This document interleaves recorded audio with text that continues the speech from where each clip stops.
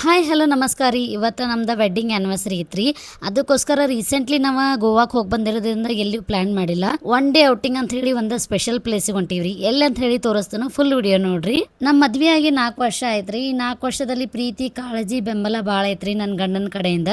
ಹಿಂಗೆ ನಮ್ಮ life long ಚೆನ್ನಾಗಿರ್ಲಿ ಅಂತ ಹೇಳಿ ಬೇಡ್ಕೊತನ್ರಿ ದೇವ್ರ ಕಡೆ. ನಾವು ಮಾತಾಡ್ಕೋತ ದಾರಿ ಸಾಗಿದ್ದ ಗೊತ್ತಾಗ್ಲಿಲ್ರಿ. ಫೈನಲಿ ನಮ್ಮ ಡೆಸ್ಟಿನೇಷನ್ ರೀಚ್ ಆದ್ರಿ.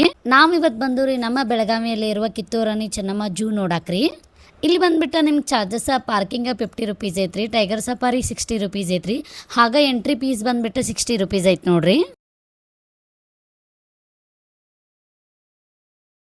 ನಮ್ಮ ಅಧ್ಯಾತ್ಮ ನಾವು ಫಸ್ಟ್ ಟೈಮ್ ಜೂ ಕರ್ಕೊಂಬಂದೇವ್ರಿ. ಎಲ್ಲ ಪ್ರಾಣಿಗಳು ನೋಡಿ ಎಂಜಾಯ್ ಮಾಡಿದ್ರಿ.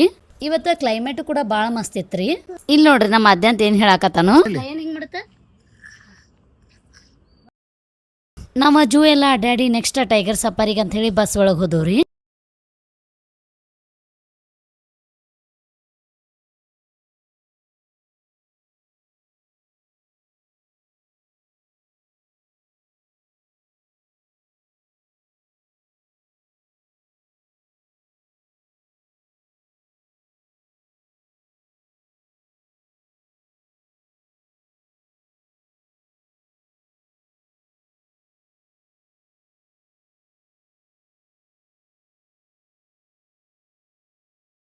ನಾವು ಜೂ ಎಲ್ಲ ಮುಗಿಸ್ಕೊಂಡ ಭಾಳ ಹಸು ಆಗಿತ್ತು ಅಂತ ಹೇಳಿ ಸಿಟಿ ಒಳಗೆ ಬಂದೂರಿ.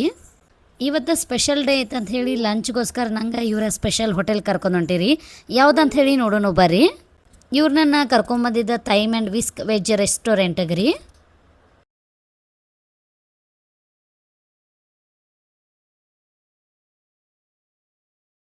ಈ ಹೋಟೆಲ್ದ ಆಂಬಿಯನ್ಸ್ ಮಾತ್ರ ಮಸ್ತ್ ಇತ್ತು. ಹಂಗೆ ಫುಡ್ ಟೇಸ್ಟು ಸೂಪರ್ ಆಗಿತ್ತು.